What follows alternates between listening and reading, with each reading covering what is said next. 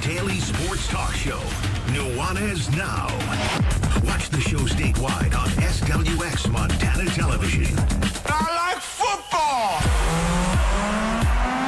Now here's your host, Coulter Nuanez.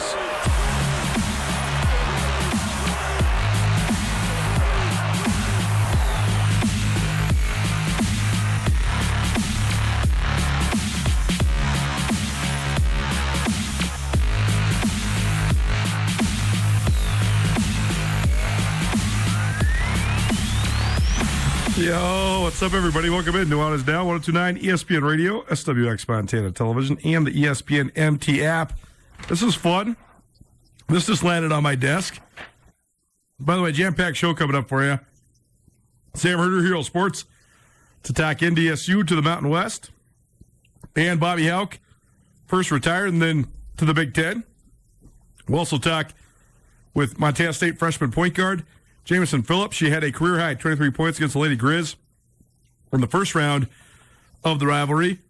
We'll also give you some free wings for the Desperado Sports Tavern and Grill. And then we have an elongated ESPN roundtable with Montana Athletic Director Kent Haslam. He sat down with us for a full 45 minutes. So we have that for you in hour number 2 as well. So we got to get crack-a-lacking, but this is a fun one. Once upon a time, when my brother, so if you've been following along, my brother contributes on this show weekly during football season. Brooks Nuanez, all football all the time, and intermittently other times of the year. But he works now here at Missoula Broadcast Company full time. He's doing sales for us here at MBC, and also then, of course, still doing his weekly hits. But he used to work in beer and wine sales. And once upon a time, he was in Nashville, Tennessee, and he went to the Ryman for the first time. And he calls me. He's like, man, you got to check out this guy, this artist, Paul Coffin. They call him Big Velvet. And I was like, okay. I had sort of heard some scuttle about Paul Coffin. Then all of a sudden, I'm out on the golf course the next summer. What's everybody listening to? Paul Coffin. Obviously, Paul Coffin has now become big, and he frequents Montana. And I hear he puts on a heck of a show. Well, guess what? He's coming back to Montana, and we got some tickets for you. So we will start these giveaways tomorrow, but Paul Coffin is playing up at the Majestic Valley Arena in Kalispell in April, Saturday, April 18th. So we will tell you more a little bit later, but I wanted to just get this out there into the ethos, and we'll be doing this giveaway a little later on here this week, into next week as well. But that's a fun one. Today, as I mentioned, we're giving you a chance to win some wings. We also need you to keep on sending in those texts. If you'd like to go to the Lady Grizz or Grizz, I guess you should say just Bobcat Grizz games on Saturday in Missoula. 2 p.m. for the women, 7 p.m. for the men. We have a total of 16 tickets, so we're going to give away either 8 pairs or 4 quartets, whatever. You just got to text us, but here's the caveat. Tell us which game you're texting in for, and you're going to have to hit the text 3 different times this week. It's not just a once-off. If whoever can find it and get entered in 3 different times, that's going to be who wins. So 406-888-1029. You want some rivalry basketball in your life? 406-888-1029. Text it all week long and specifically today. Fun show, as I mentioned. As always, you can stream us on 1029ESPN.com. You can also find us on the ESPN MT app. You can also find us on Facebook and Twitch. And if you'd like to be a part of the show, always, you can send text to that line, 888-1029, which is where we go right now. Welcome in our good buddy Sam Herder to talk about the football season that never ends. The national championship game was 5 weeks ago, and here we are. We've had nothing but more news stories to talk about. Sam, how we doing? Thanks for being here. Yeah, I'm doing good. It's quite the busy month here during the off season, but I always appreciate being on. Well, let's start with North Dakota State, because they have been talking about, both internally and even recently externally, their desire to move up. And certainly when you win 10 national championships at the FCS level since 2011, that gives you so much clout in the competitive element of this. But you and I have talked frequently about all the other things that go into it, whether it's budgetary or whether it goes, into having an invite of some sort. What, in your mind, was the tipping point? Because North Dakota State had sort of danced around this for a long time and then been sort of outwardly touting their desire to do this for a little while, but now it actually finally went down. What made it go over the edge? What made the Mountain West come to North Dakota State and make this realignment happen? Yeah, it sounds like it had been a slow build for NDSU. Really, you can probably go back more than 5 years of them, really doing things behind, the scenes, whether it's, getting all of their scholarships endowed or just raising money or getting, funds in place to eventually make this move. And it sounds like NDSU and the Mountain West have been in some level of talks for the last year, but then things really accelerated in just the last few weeks. And I wonder if, the Mountain West TV deal had something to do with that, which they announced, just not too long ago, their new TV deal. And so that allowed, because ultimately it wasn't the Mountain West conference office that decided to extend the invite. It was the president's. And so I wonder if the TV deal, the teams were satisfied enough with what the TV deal was to, extend an invite to NDSU. And I also think just some more clarity on what the future of Division I football looks like. And, just with the new Division I governance, there could have been some rule changes as far as what it means to be FBS and, what it means to be Division I. There's more clarity, in that regard. That's kind of really getting down into the weeds that we probably don't need to talk about. So I just think there's more clarity from the Mountain West perspective. And, plus this was a situation where the Mountain West didn't have to add NDSU. They wanted NDSU, and NDSU wanted to join, but the Mountain West didn't have to add anyone. They could have, stood pat with where they're at, and that's why you see NDSU paying their way to get into the Mountain West. They're paying the Mountain West $12.5 million. They're foregoing any college football playoff revenue for the next 5 or 6 years. They're not taking any piece of the TV media deal from the Mountain West, so they're not dipping into the media rights revenue at all. So NDSU is not only paying their way in, but they're also not taking money out of other teams' pockets. And so if you're the Mountain West, you go, if you guys are willing to come in and do all that, and we know you're going to be competitive and boost our overall strength as a football conference, then yeah, we'll have you. So it just seems like, long answer here, but small conversations, small movement, slow movement, and then in the last few weeks, things really, really accelerated.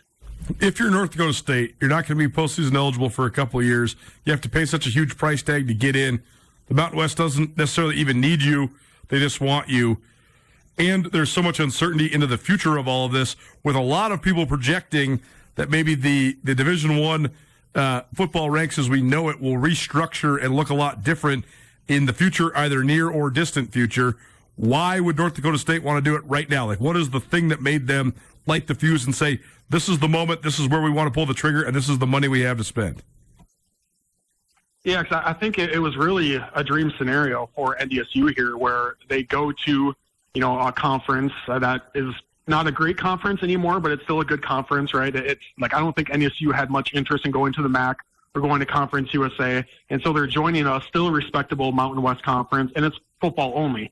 That is an absolute dream scenario for the Bison, to just go football only, keep your other sports in the Summit League, where you can still keep on playing the other Dakota schools, and you don't have to, increase your travel costs for, basketball and volleyball and baseball. They can stay, in a regionally, fit conference like the Summit League. And so I think being patient and waiting for that football-only invite, I think was really important for NDSU. And I just think they were ready to pull the trigger whenever they got that invite that made sense for them, because, NDSU is, they're the lowest allocated FCS program, right? Like they barely get any money from student fees. I think it's like $1.5 million. They barely get any money from the state. A lot of the money that they put into athletics is money they've raised themselves, whether it be through donors or corporate sponsors or ticket sales. And when you win 10 national championships, all of a sudden you start selling less tickets, and you start selling less season tickets, and your donations start to dry up because your fan base is going, beating Mercer in the quarterfinals just doesn't move the needle for us anymore. And so in my opinion, I think NDSU had to make a move to just re-energize their fan base. And they've already raised $25 million over the last few weeks just to support this FBS move. I've seen a lot of NDSU fans say, yeah, my contributions have doubled because it's exciting now. And, the FCS just wasn't exciting for us. And I think there's two schools of thoughts. when it comes to, do you jump into the FBS now when you don't know exactly what the future can hold? And there's certainly a chance where NDSU ends up playing with South Dakota State and Montana State again in 10 years. And so, like, why jump into something if you're just going to go back? But there's also the other school of thought of, let's just get in the boat now, because once we're in the boat, we're in the boat. And Sure. if Power 4 splits off and the group of 6 has to start its own playoffs, I think the general thought is, well, the group of 6 will then merge with the top of the FCS, but there's no guarantee that's going to happen. There's no incentive for the group of 6 if they have their own playoffs to invite the top FCS teams, because Totally. they're already going to feel relegated from the Power 4. And so I think that was NDSU's mindset of, yeah, even if we end up back with South Dakota State and Montana in 10 years and those type of schools, one, we're 10 years ahead of them. And then, there's that other scenario of there is a split and we know we're in Tier 2 instead of being, potentially in Tier 3 of Division I football, where there's no guarantee that we would be bumped up to Tier 2 if this, 3 subdivision split ever did happen. Sam Herder here, Sports Inside the FCS, probably presented by Paradise Falls of Missoula. Paradise Falls serve for breakfast, lunch, and dinner. They're located at 3621 Brook Street in Missoula. Want to watch any and all of the action going on in any of the sports? They have more than 20 big screen TVs, and they'll have it on for you. Go enjoy any of the sports at Paradise Falls. Missoula's coolest hotspot. All right. On the other side, the Mountain West. You said they don't need North Dakota State, but they wanted them. Is that simply just to fortify their brand? Or what are the main selling points to the Mountain West's members and their presidents to accept a juggernaut like NDSU? Yeah, I think it was in part that, the Mountain West and their leadership, they're under a tremendous amount of pressure to make sure their legacy members are whole.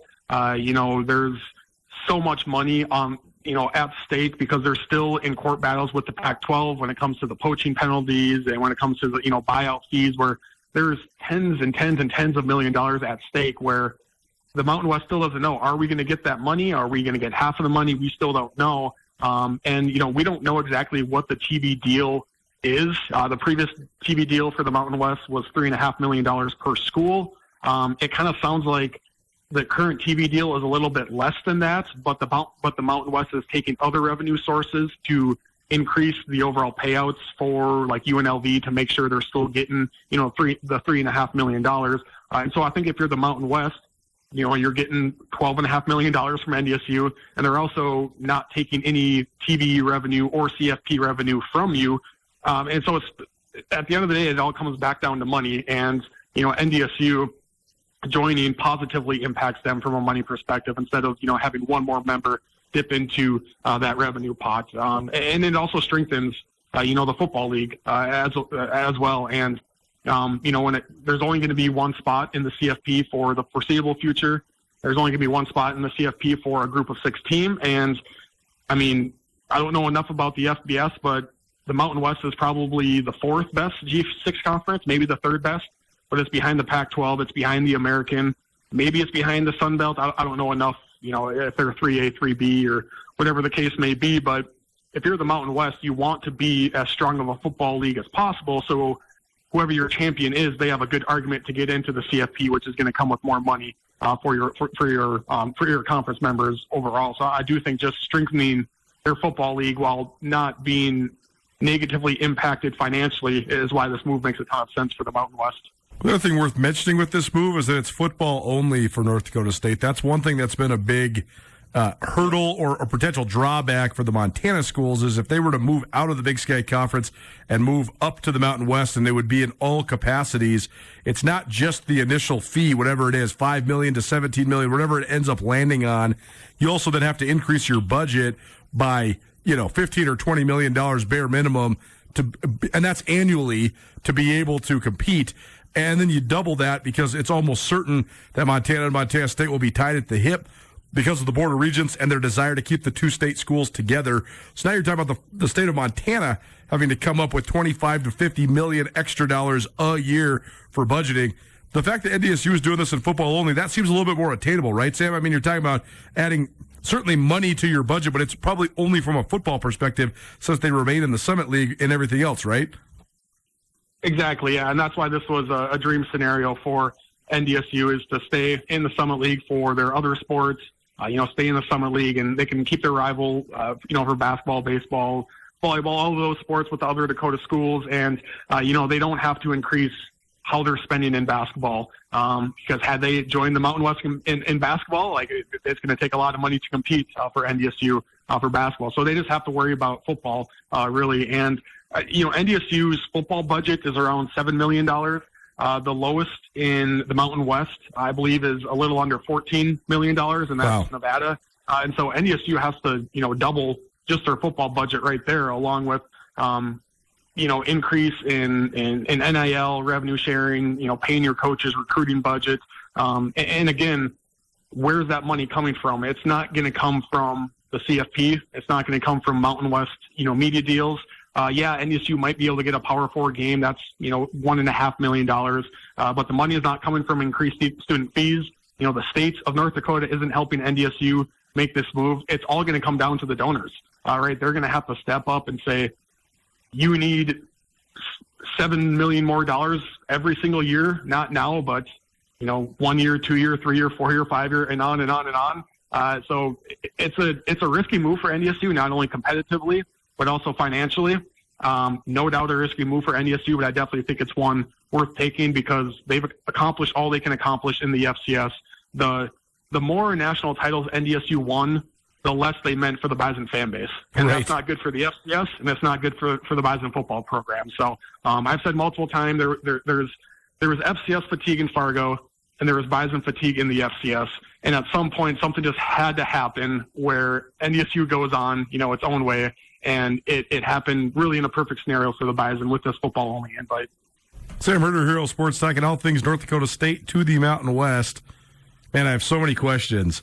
So from a revenue-generating perspective, a lot of times there's been arguments, especially in Big Sky Country, as we sit here in Missoula, about the additional revenue you could make, not just from TV, not just from some of the non-conference football, but also in basketball. That's not going to be the case for North Dakota State. But where do you think they stand to be able to make up a lot of this extra revenue? Or does it not matter? Like you just said, is it all just donor-based? Or is there extra revenue opportunities here outside of this TV money? Do you think this has an opportunity to sort of elevate the Bison brand? And what do you think of just the way the fan base is thinking about the potential return on investment from that angle? Yeah, I think you probably have access to more corporate sponsors and businesses within Fargo, even more regionally as well, because you have Minnesota that's about 3.5 hours away. The University of Minnesota about 3.5 hours away from NDSU, but other than that, there aren't really a whole lot of Group of 6 teams. The closest one is Wyoming and Northern Illinois, I think. So you have access to some maybe more money coming from corporate sponsors.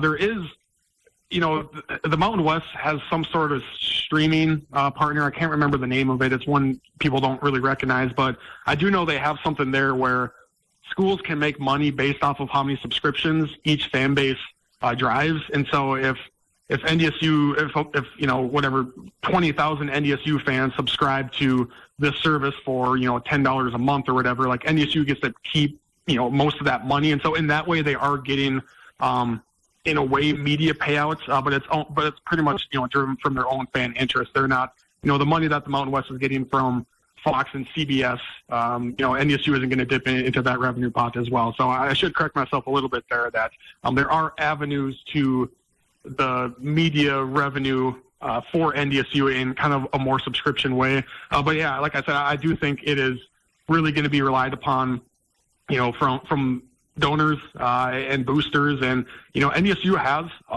a lot of wealthy donors. There's a lot of business owners.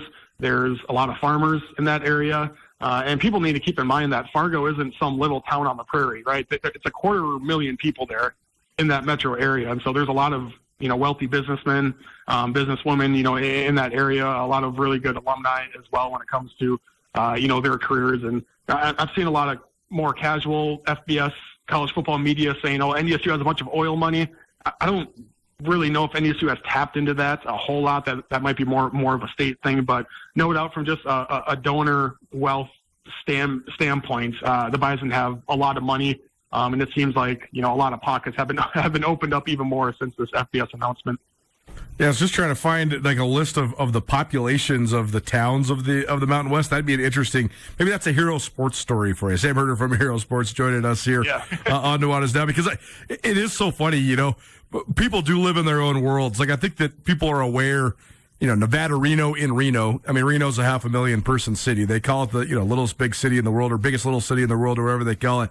But you hear that all the time in Montana, Podunk, North Dakota. Sure, like it's Podunk, Montana too, but like Billings is a 200,000 person city at this point, and Fargo is bigger than Billings. So I mean, Fargo is a substantial population haven, especially considering this part of the world. So yeah, that's certainly something that plays a little bit here in North Dakota State's success, and like you're saying, just the resources that they can tap into. How about just from your perspective, Sam? You've been covering North Dakota State for a long time. It's always just been like assumed, not always, but for a long time, it's been assumed that it's just sort of inevitable that this will happen. We just didn't know like how or where are they going to go. It just seemed though, because the fatigue became so great and because of just all the different factors that have played into this, it seemed like it was inevitable. When the news hit, was it shocking for you at all? This just seems like this is news where people looked at it and they said, yeah, okay. Figured that was going to happen, and they kind of just moved on. What's your perspective just on the magnitude of this news? Yeah, I mean, it was honestly, I think my first reaction was I laughed, just because as we launched a new podcast focusing on teams in the Dakotas and Montana, or the two teams in Montana, and we had to do 3 bonus episodes because, the Bobby Houck news came out, and then the Travis Johansson news came out. And an hour after we recorded the Travis Johansson emergency episode is when the bombshell report hit that NDSU and the Mountain West were in serious talks. And that was somewhat late Friday night. I think it was like 9:30 p.m. Central Time. So I think my very first immediate reaction is I just, started laughing like, oh, of course, this busy week gets any busier. But after that, I think honestly my reaction was just, it's about time. Like I think a lot of people across the FCS and certainly a lot of people in Fargo and at NDSU probably feel the same way, because it does seem like this just, and I mentioned it earlier, it just seemed like this had to happen somehow, some way, because, I lived in Fargo, 6, 7, 8 years ago, something like that. So I've been, removed from Fargo for quite a while. But when I was living there, that was peak NDSU fandom where, it was impossible to get a ticket, and, people were waiting, in lines the night before to get into tailgate, and it was just an absolute fever pitch, an absolute pandemonium, and Bison football was the cool thing, in Fargo and in the region in the mid 2010s. And then you look at what is now our last visual of NDSU in the FCS, and it was losing in the second round in a Fargo Dome that had 10,000 empty seats. I mean, it was crazy how many empty seats there were. I mean, the empty seats was crazy. We were watching all the game, like, what's going on? This place is like half full. Yeah, and I'm not like trying to dump on NDSU or anything, but I think that's just like the visual that represents why this move needed to happen for the Bison, and just because that interest level in going on FCS playoff runs, it didn't mean the same. And even in Frisco, Montana State fans outnumbered NDSU fans by a lot. And, just every year NDSU made Frisco, there'd be 500 less fans and then 500 less fans. And so it was just time for NDSU to make the move. And, it wasn't cheering against NDSU. It was more cheering just for parity in general. But sometimes I got myself in trouble because I would say if NDSU is in the FCS for 5 more years, they're going to win at least 3 more national championships, and no one wants to see that happening. And then I would have people saying, well, you can't really say that. That's not super professional. But, it's like no one really wanted to see NDSU keep on stacking national title after national title. So it felt like something had to happen. Some sort of movement needed to happen where NDSU was able to move up and out of the FCS, especially as they've seen other teams, move up and move out of the FCS. So it was just a long, long time coming. And, kudos to NDSU and Matt Larson because they were patient. They could have maybe jumped the gun and joined Conference USA in 2021, which I think would have been a mistake because I frankly, I don't think Conference USA is very good. So they were patient. They waited for that right invite. And to my knowledge, this was the only legit invite that NDSU got, and it was a dream scenario for the Bison going football only to the Mountain West. Sam Herder, Hero Sports, joining us here on Nuanez Now, 102.9 ESPN Radio, as well as SWX Montana Television and the ESPN MT app.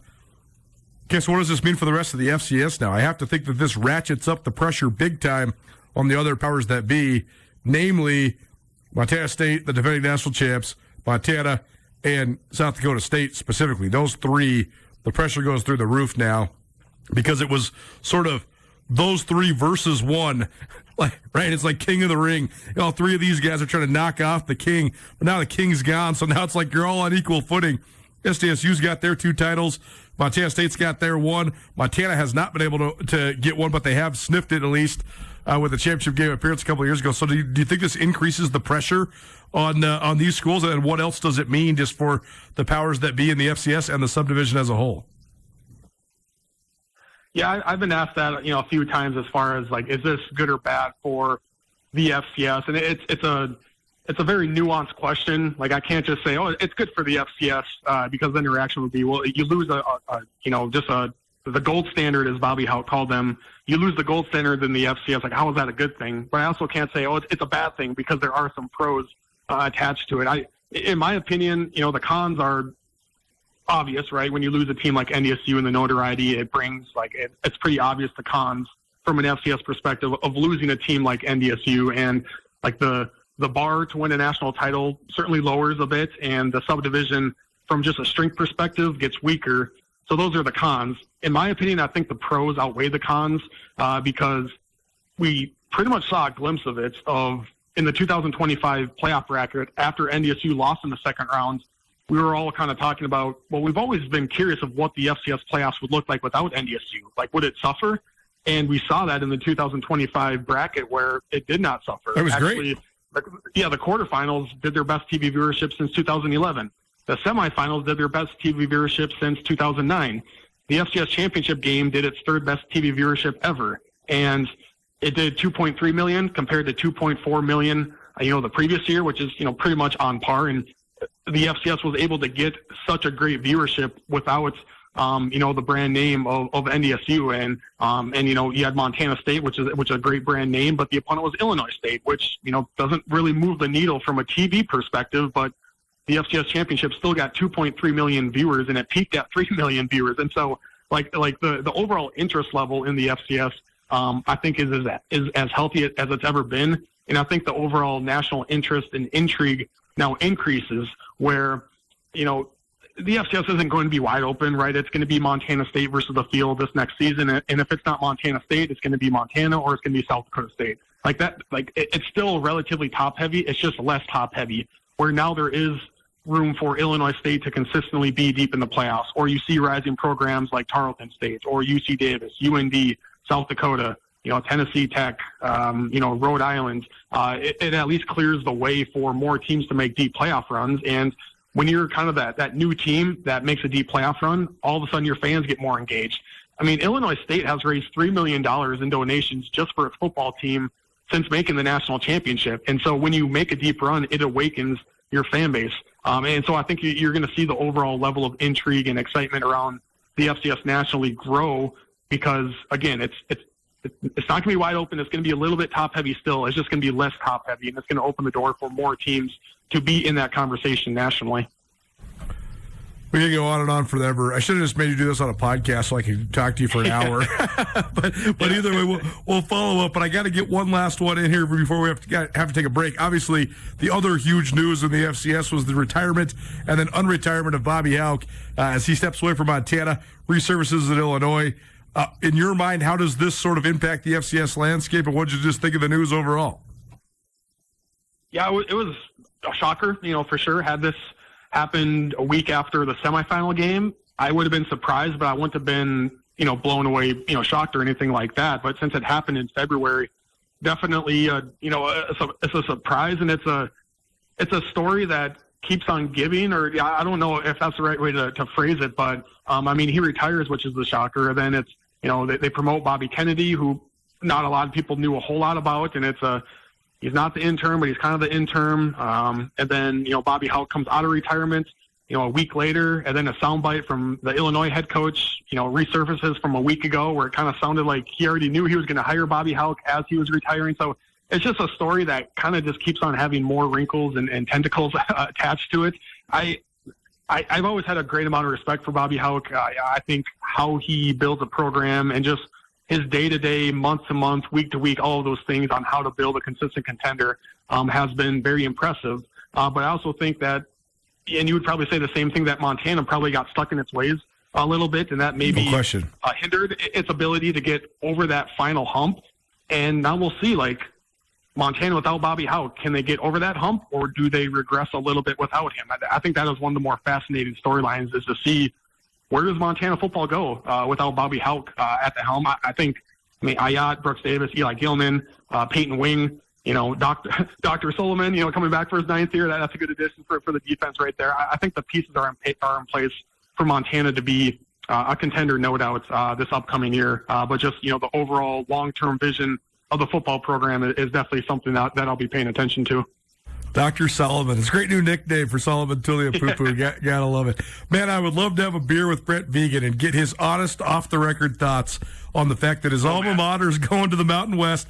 He's the defending national champs, but he doesn't get another shot at the Bison. That was like the one thorn in his side. And now the arch rival and the arch enemy in Bobby Hauck is also on his way out. Vegan's probably just sitting there looking like, well, dang, this is a good situation for us, but I also wanted to beat those guys a couple more times. Pretty funny. Last thing, how do you think this impacts Montana State? Because as you mentioned, now it's sort of Montana State versus the field coming into next year. Yeah, and I thought, even if NDSU was still in the FCS, I still thought Montana State was the clear number one. Maybe not as much of a gap between, the Cats and the field if NDSU was a part of that field, but I still think just, the level of talent that Montana State was able to retain, very impressive. A little bit of coaching staff turnover there with the DC moving on, but honestly less turnover on the coaching staff compared to past years. So, yeah, Montana State has built itself to, to continue to contend. And I think they're in such a good spot right now because, real quick, I had a Montana State fan ask me, hey, should I be concerned that the Cats have barely added anyone from the transfer portal? And I said, no, I think that's a good thing where you lose 3-4 starters to the transfer portal and you don't add anyone to replace them. I know they got that cornerback from Arizona, but, they're just bringing guys up through the system to replace those guys that left. And I think that's exactly the spot you want to be at as a program. So Montana State has it humming, and who knows, if Vegan stays patient, 5 years from now, maybe he's facing NDSU once again in the Mountain West when we all know that realignment, those wheels are going to turn again, and it might not be for another few years, but I think at some point there's going to be more movement, and I think that'll probably happen at some point in the 2030s. Well, certainly never boring. It's supposed to be boring on February 11th, but it's not boring right now. So keep up the great work. Sam Herder, Hero Sports. Go check out his good stuff at herosports.com. And, I've already said we'll talk to you next season, but I guess the season never ends. So maybe we'll talk to you soon. But thanks for being here today, man. Yeah, always fun to be on. Thank you. It's on the FCS with Sam Herder, Hero Sports, presented by Paradise Falls of Missoula. Paradise Falls, serving breakfast, lunch, and dinner. If you've not tried the mozzarella timbers, you got to get this in your life. Bring some friends, though. we had a mozzarella timber. I actually did not participate. There was a couple of my colleagues that had a punishment for fantasy football. I say punishment, but it was just a challenge for fantasy football that the loser of their league had to eat a certain amount of mozzarella timbers. They had to sit at Paradise Falls for a certain amount of time and then eat mozzarella timbers. These things are stout. They're delicious, though. It is. They're timbers. That's what they call them. They're that for a reason. Go check out those great apps plus a variety of other great food there at Paradise Falls, located at 3621 Brook Street, Paradise Falls, Missoula's coolest hotspot. Take a break, come back, keep on talking Cat Grizz hoops. Jameson Phillip, a freshman point guard who was the standout of the first rivalry matchup. She'll help us preview the women's game. That's next. Keep it right here. 102.9 ESPN Radio. Cold weather cravings? The Montana Club has got you covered with scratch-made comfort food to match every craving. From perfectly grilled steaks to satisfying salads, they're ready to handle your hunger. So grab a table with a reservation or keep it casual and order delivery straight to your door. Great food made easy. Visit MontanaClub.com to order or reserve and come warm up at your Montana Club. Brooks and North Reserve, Missoula.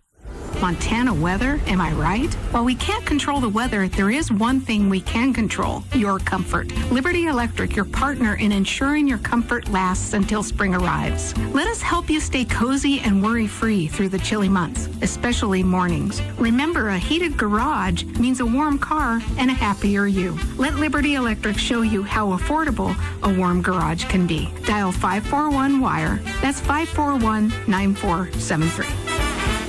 Senior Medicare Patrols empower and assist Medicare beneficiaries, their families, and caregivers to prevent, detect, and report healthcare fraud, errors, and abuse through outreach and education. In Montana, Senior Medicare Patrol is operated by Missoula Aging Services in cooperation with area agencies on aging across Montana. To contact your closest office, call 800-551-3191. This project is supported by a grant by the Administration for Community Living. When it comes to your car, don't settle for just any shop. Trust the experts at Spartan's Tuning in Missoula. Got a European car like a BMW, Audi, Porsche, or Volkswagen? Spartan's Tuning has the expertise to service and repair the cars most shops won't. And if you're a Subaru owner, you're in luck.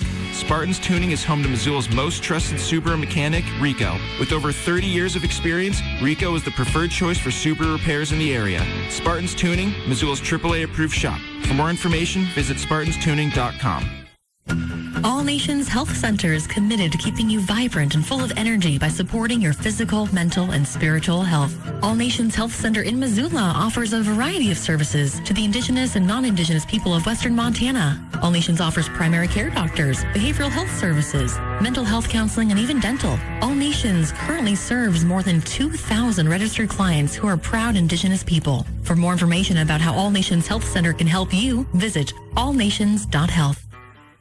Come up and watch spectacular ski jumping on February 21st and 22nd as Montana Snowbowl hosts the 51st Snowbowl Cup Galande Championships. More than 20 of the country's best Galande ski jumpers will be competing at Snowbowl Ski Area, taking a shot at the $10,000 purse. Jumpers launch from the takeoff to clear a 90-foot platform and soar up to 200 feet down the natural hill.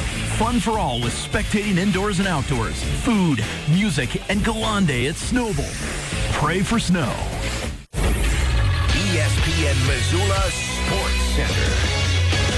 Another day, another Houck announces his retirement. Hello, I am Colter Nuanez. On Wednesday, ESPN MT confirmed through multiple sources that Tim Houck, one of the greatest Grizzlies of them all, told players on the Montana roster that he's retiring from coaching. Houck was a two-time defensive MVP during his star career with the Grizzlies in the late 1980s. He spent 1990 until 2002 playing in the NFL as one of the most accomplished football players to ever come out of the state of Montana. Houck returned to his alma mater to coach the secondary on his brother Bobby Houck's staff from 2004 to 2007. Tim Houck then spent a year as the safeties coach at UCLA before coaching for the Titans and the Browns in the NFL from 2009 until 2012. Tim returned to his brother's staff in 2013 at UNLV before returning to the NFL as the safeties coach for the Philadelphia Eagles from 2016 until 2020, where he won a Super Bowl ring. Tim Houck has now been back at his alma mater since 2023, first serving as a defensive analyst and then as the co-defensive coordinator and safeties coach for the Grizz the past two seasons. On Wednesday, it was also reported that former Montana defensive coordinator Ronnie Bradford was joining the Illinois staff to work under Bobby Houck, the new DC for the Illini. Sources also confirmed that Roger Cooper, the other co-DC with Tim Houck and the linebackers coach at Montana, is interviewing with Illinois. For more on this coaching carousel, be sure to tune in to Nuanez Now at 4 p.m. every weekday on 102.9 ESPN Radio.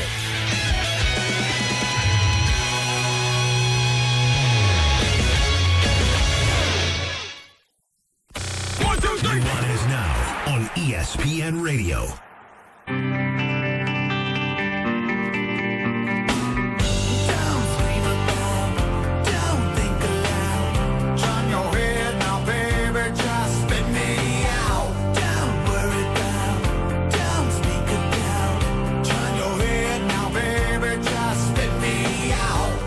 Need a rollout construction box? Grizzly Disposal has them for you. They can get it to you within 24 hours. Don't wait days or even weeks. Get it to you right away. Grizzly Disposal has them in stock. Get them to you fast. Visit GrizzlyDisposal.com or call 406-541-7171. That's 406-541-7171. Grizzly Disposal, the only Bears that should be in your garbage. The Nuanez is now 102.9 ESPN Radio, coming to you through the Grizzly Disposal studio here at the Missoula Broadcasting Company. I probably shared this a time or two, but for those that don't know, I've lived in a bunch of not a bunch, but I've lived in some small towns. My parents have lived in some crazy small towns. My parents lived in, this is not even a joke, this is not an exaggeration.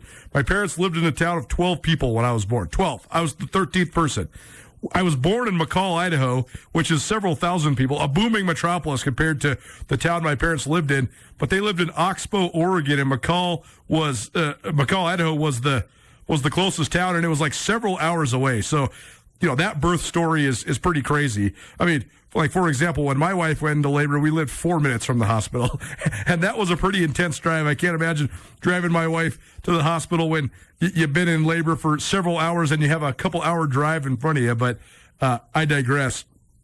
Anyways, my parents moved all over the United States, Western United States, all over Nevada, Colorado, places like that. Lived in tiny mining towns. When we moved to Missoula, that was the biggest town my parents had lived in their 13 or 14 years of marriage by the time we moved here in the early 1990s. But I then continued the trend. When I first graduated college, I moved to Ellensburg, Washington, which is not a tiny town. It's a mid-sized town by Montana standards, about 15,000 people. But it's a small town by normal person standards, right? The point is, I've always had an affinity for small towns. And I loved Ellensburg. If I wouldn't have been 24 years old and single, I probably would have lived in Ellensburg for more than 2 years. But I was 24 and single, and I was making $11 an hour working at the local newspaper there. So when I got a chance to come back to Montana and be the sports editor at the Bozeman Chronicle, I jumped at it, and here we are. The rest is history. I've lived in Montana continuously for the last 16 years. Ellensburg's always had a special place in my heart, though. I've gone back to Ellensburg just to visit, just to go to some of the places I used to hang out at. I went there for my birthday just all by myself a couple of years back, just chilled in Ellensburg for 3 days, and I had a great time. Our next guest, she also hails from Ellensburg, Washington, and moved to Montana.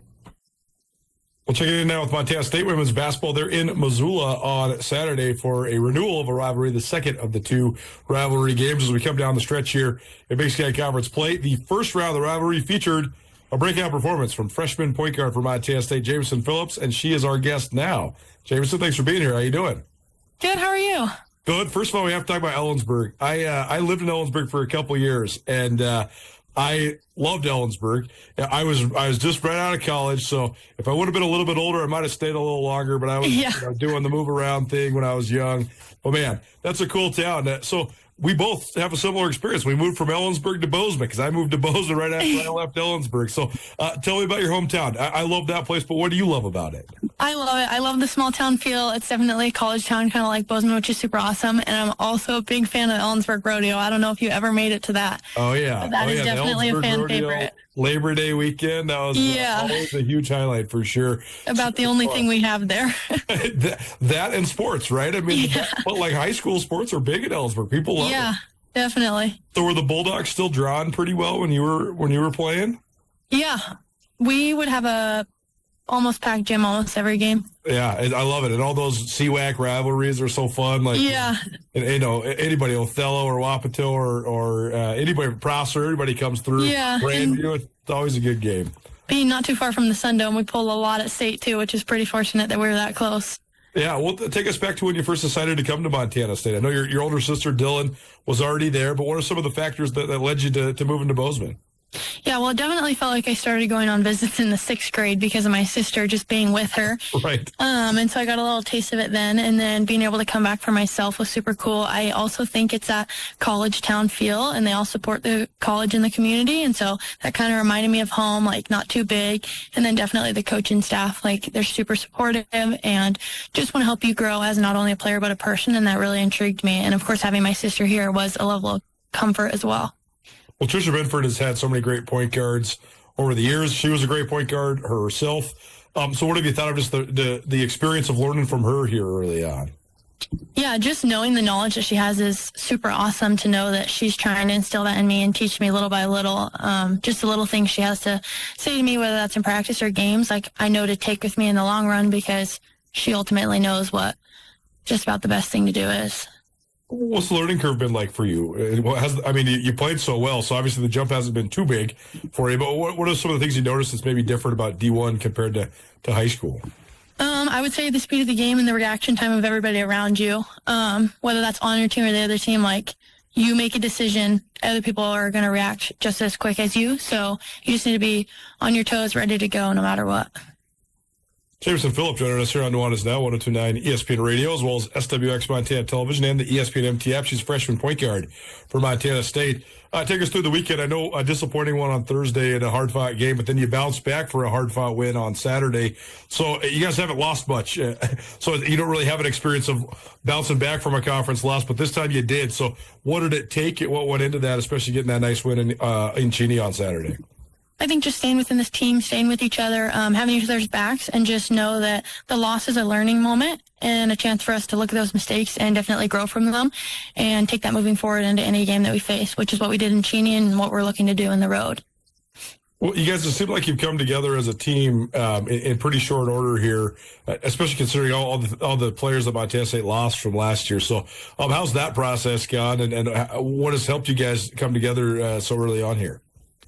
I think, we're a super young team, but we also have a super good coaching staff that knows how to work with us and teach us, even though we may not have as much experience as other teams. But on top of that, our upperclassmen, whether that be my sister Dylan, Brooke, or even our juniors that are just out there giving us little tips of advice because they ultimately know what it's like to play in a tournament and to play on the road. And so them just helping us grow game by game.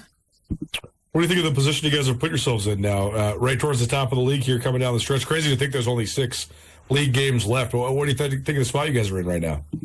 I think we're doing great. I think we still have a lot to improve, and it's the home stretch of the season. So we just need to keep drilling what we need to drill and take it going into Boise. Well, Coach Binford has talked with me about being a young team and practicing. Like she says, you guys are always ready to go on game day. But early on, maybe practice not as good, but she's really liked the way practice has been lately. So how has that part evolved? Yeah, I think it's a lot of work to be a D1 athlete and do this. And for all of us freshmen at first, it was a lot. And we did not practice well. But I think with the role of the upperclassmen getting on us and Coach Ben getting on us, as she should, we were able to learn and be like, okay, this is what we need to do, and this is what a winning team looks like. And so I think that's why lately our practices have obviously gone a better path, is because we are finally realizing this is what a winning team looks like, because half of the team doesn't know what it looks like at this level. And so it definitely took a little bit of learning to get to that. Well, certainly Montana State women's basketball has done so much winning, especially in recent years. So, I mean, is that something you guys think about, just trying to sort of uphold the standard of excellence that has been there under Coach Binford? Yeah, we have a standard for ourselves, and I think we have a target on our back from the past, and that's a good spot to be in. I mean, I'd rather have a target on my back than having to go after someone else with a target. So I think just embracing that target and knowing that we have the best and we can bring the best out of each other. Well, certainly going to be a fun matchup in Missoula on Saturday. Your first time playing at Dahlberg Arena. So what are your expectations? I expect it's going to be loud, and I expect it's not going to be on my side, so I just need to stay within my team, within my coaches, and get in every huddle and just support each other through everything. Well, the point guard matchup's always a big one when you get into conference play, no matter who you're playing. That should be similar this time around, too, though, I'm sure. Matt Koenig back in the lineup for Montana. You played so well in the first rivalry game, too, so does that give you some confidence? Is there a way to sort of channel that coming into the second round? Yeah, I think just going in there and playing my game, playing with confidence, playing for my teammates, playing for my coaches, and just however they choose to guard us and guard me, we'll be able to play off of each other and play to our roles and our strengths. Just getting tested and maybe going against one of the best point guards in the league in Koenig, what do you think of that challenge? Every game is a 1-0 challenge, and it's definitely going to be a challenge, but I think as long as we stay disciplined and stay to our principles, we'll be just fine. Well, it should be really fun, and we'll give you a chance to win tickets here on Nuanez Now all week long, including right now. You want tickets? We got them for you. 406-888-1029. Text us. That's 888-1029. We're going to take entries all week long and give you some tickets to the doubleheader, the Raw the Wild doubleheader between Montana State, both the women's game at 2 o'clock and the men's game at 7 o'clock. So keep those texts coming in. 406-888-1029. Last thing for you, what's your favorite part about Bozeman? I mean, how's it been acclimating to life off the court? I mean, I love the outdoors. Obviously, Ellensburg's small, so there's a little bit more to do here. So when I'm hanging out with people, I can actually go somewhere that's not a Fred Meyer parking lot, so that's pretty fun for me at least. Definitely. What was your favorite restaurant at Ellensburg? Oyama Sushi is definitely my favorite, so I am a big fan I don't think they had that yet when I was there. That's cool. I'm a big fan of wasabi here. Oh, yeah. Okay. Wasabi's great. That's an awesome one. Yeah. There in Bozeman for sure. Well, Jason, we appreciate the time. Thanks so much. And good luck on Saturday. We'll see you then, but thanks so much for being here. Thank you. The Press Box is the place to watch all your favorite sports. In the heart of Grizz Country, Press Box has great food and drinks with happy hour and lunch specials every weekday. Don't forget, Press Box has the best happy hour deal in town, Monday through Friday, between 4 and 6, $3 draft beers. That's right, any draft beer at the Press Box, from domestic light beers to IPAs to everything in between, $3 drafts between 4 and 6, Monday through Friday at the Press Box. Press Box also has 2 sports bet machines, so you can always get your bets in before the game starts. The Press Box on Broadway and Van Buren in Missoula. The wait is over. Grizzly Disposal is now offering no-sort recycling. No more sorting and dragging it across town. They'll get it right from your house. Cans, cardboard, and plastic all in one bin. Handled by Grizzly Disposal. Visit grizzlydisposal.com to add on recycling to your plan or to switch over to Grizzly Disposal today. Give them a call, 541-7171. That's 541-7171. The best trash removal service in town just got better. Grizzly Disposal, the only bears that should be in your garbage. The Trailhead Gambler Sale Round 2 is going on now. We have deals on all of our winter gear and clothing, but also deals in every other department. Accessories like Hydro Flask water bottles are all 30% off. How about footwear deals like the insulated Fubuki boots at 50% off? Or Loa and Adidas hikers starting at just $89. Ski apparel from Rab, Patagonia, and Flylow is all on sale at least 30% off. The Trailhead Gambler Sale Round 2 is going on now at the Trailhead, downtown on Front Street next to the parking structure, where the first hour, nights, and weekends are always free parking. Canby Tap House is well known for having one of the best and biggest selections of tap beers anywhere in Montana. Did you know that Canby Tap House also has wine on tap? Wine on Tap gives Canby the ability to offer unique varieties of wines from all over the world at a good price point, and it's guaranteed to be fresh. Canby Tap House and Coffee has become a Missoula favorite. Swing in to see why. Canby has delicious food, an array of beverage options, and fresh wine on tap. Canby Tap House, located on Higgins across from Dornblazer Field in Missoula. Looking for something fun to do for Valentine's Day? Grab that special someone and head to Glacier Ice Rink this Friday for our annual Sweetheart Skate. We'll set the tone with romantic music and glowing lights, and you bring the hand-holding. Admission and skate rental are $13 per person. It's date night with a little edge. Sweetheart Skate at Glacier Ice Rink this Friday. Visit glacierIcerink.com for details. It's rivalry week for Montana Lady Grizz basketball as they host Montana State on Valentine's Day. Join the Lady Grizz at 2 o'clock, followed by the men's game at 7. In between, stay on campus for the Winter Pep Rally, featuring a bonfire, ski and snowboard competition, fireworks, adult beverages, and more. Grizz Cat tickets start at only $10, while the Winter Pep Rally is free. We'll see you for a full day of rivalry basketball Saturday, February 14th. Get your tickets in advance at gogrizz.com/tickets. It's Nuanez Now on 102.9 ESPN Missoula. Watch the show statewide on SWX Montana Television. All alone, I pierce the chain, and on the sting remains, and dying eyes consume me now. The voice inside screams out loud. I am focused on what I am after, the key to the next open chapter. 'Cause I found a way to steal the sun from the sky. Long live that day that I decided to fly from the inside. How about some more news for you? Well, I broke this morning. It's crazy, man. The coaching searches, here's the thing. Somebody that's been a big influence in my life professionally, once upon a time told me, the best thing you can do if you're covering college football for a living is to get to know the assistant coaches and then stay in touch with them, no matter who you're covering. If you're covering one program, multiple programs, you're covering a conference like I have done throughout most of the last 10 years, learn to know the assistant coaches at those respective programs and then stay in touch with those guys, because that'll be your network. And you never know who's going to go where and when, right? Sure enough, I covered Jason Eck at Montana State back in 2015. He's the head coach of New Mexico now.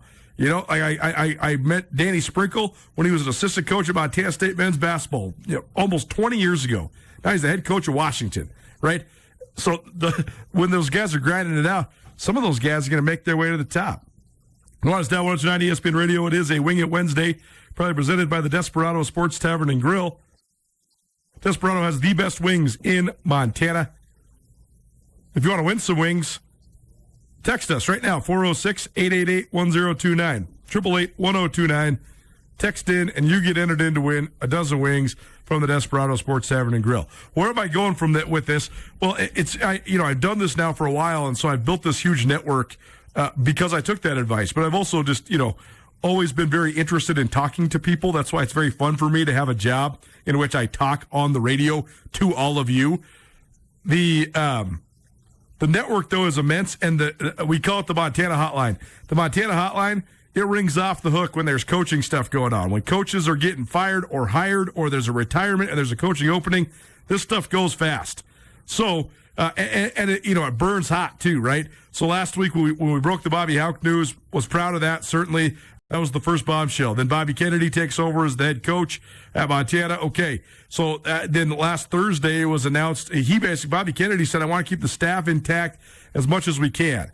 Well, first of all, you already know you have your running backs coach out because Justin Green left in December. We reported that when it happened. I guess we reported that when we were in Nashville in January when I was able to confirm that, when he went to Washington State.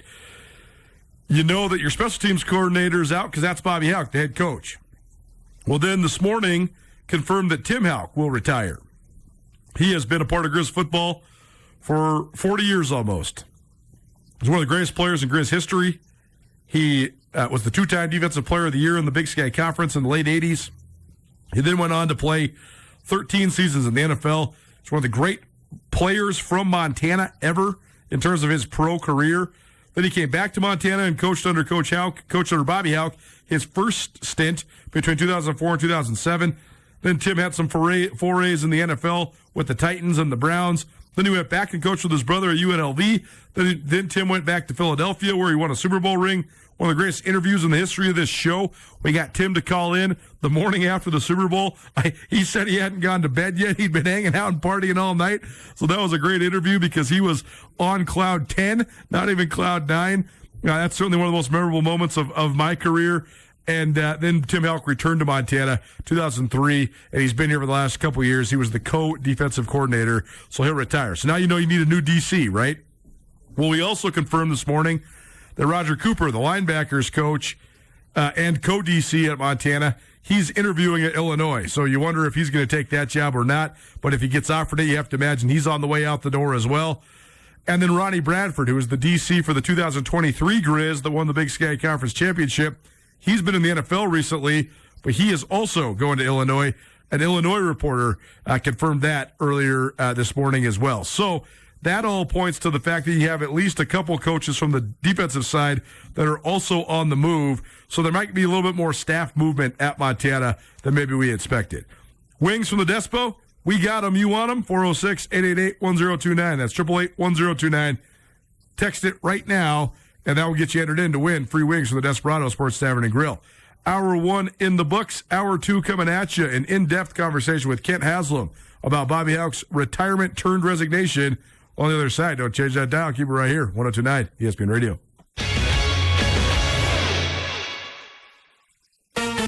From the opening face-off to the final horn, Grizz Hockey was backed by the best fans in college hockey. That's Grizz Nation at the Glacier Ice Rink. All season long, you brought the noise, brought the pride, and turned every game into a battle. Big hits, last-second goals, heart-pounding moments. University of Montana Hockey doesn't do it without you, and we mean that. So keep packing the rink, keep raising the volume, and keep backing the Grizz for years to come. Thank you, Missoula, for your continued support of Montana Grizzly Hockey. Over 20 years ago, Farmer State Bank pledged to fund a $10,000 scholarship in each community where we're located. We've grown, and that promise has grown with us. This year, Farmer State Bank will award 9 $10,000 scholarships to qualifying high school seniors. That's community banking, supporting the people and places we call home. Bank with us, and you're part of this too. Farmer State Bank, your Montana bank since 1907, member FDIC. Someone who said they were from Medicare called and asked for my personal information. I noticed a charge on my Medicare statement for a test I don't remember having. I got a letter offering me free medical equipment if I gave them my Medicare number. Something didn't seem right. It seemed too good to be true. If something seems odd, it's probably fraud. Call Senior Medicare Patrol at 800-551-3191 to report fraud. This project is supported by a grant by the Administration for Community Living. Montana weather, am I right? While we can't control the weather, there is one thing we can control, your comfort. Liberty Electric, your partner in ensuring your comfort lasts until spring arrives. Let us help you stay cozy and worry-free through the chilly months, especially mornings. Remember, a heated garage means a warm car and a happier you. Let Liberty Electric show you how affordable a warm garage can be. Dial 541-WIRE. That's 541-9473. You might be thinking, what's the big deal about a kids menu? Well, once you have kids, you know. It seems like it's getting harder and harder to find kid-friendly meals at affordable prices. At Paradise Falls, the kids menu is not only diverse, it's a total steal. For some of the cheapest prices in town, you can get hamburgers, mac and cheese, and other kid favorites for super low prices. Paradise Falls is a family-friendly restaurant open 7 days a week. Come enjoy a meal with your kiddos in Paradise at Paradise Falls, 3621 Brook Street, Missoula's coolest hotspot. Vertical Raise is the top fundraising platform, no matter what sort of organization you need to raise money for. Vertical Raise is an industry leader with elite technology that can help you reach the most vast audience possible, in turn, delivering a bigger check for you and your organization. In 2023, Vertical Raise Montana helped raise more than $1.5 million for high school sports organizations around the Treasure State, and the returns were more than 30% greater than any other fundraising program. To find out more about how Vertical Raise can deliver your organization the biggest check possible, visit verticalraise.com. ESPN Radio for Western Montana, KKVU HD3 Stevensville, and 102.9 FM on K275BS Missoula. ESPN Missoula Sports Center.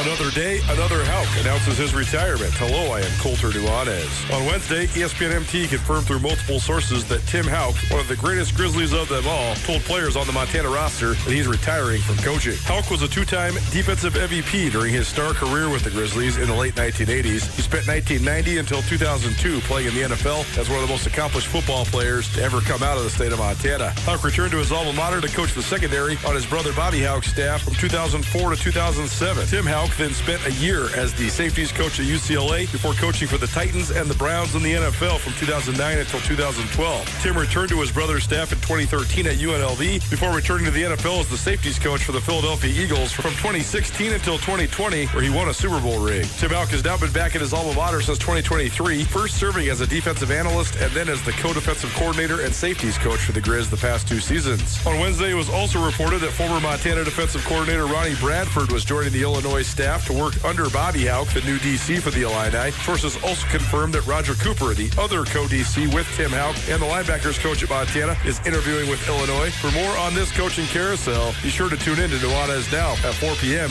every weekday on 102.9 ESPN Radio.